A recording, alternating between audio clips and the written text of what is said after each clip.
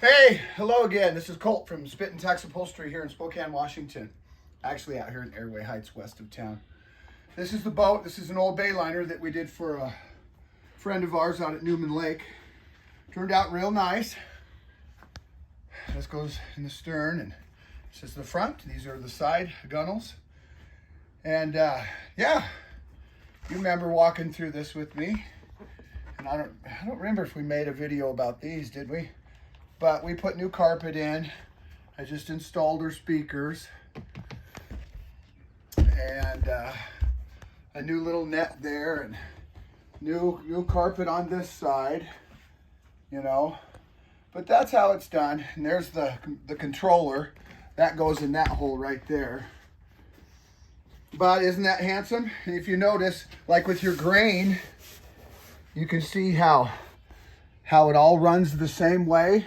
All these pieces, they all run the same way. You got to be mindful of that stuff. And we'll show you what it goes out in here. If you want to follow me out here. How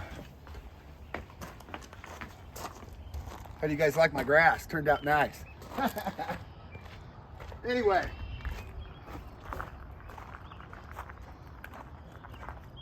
This is the bayliner.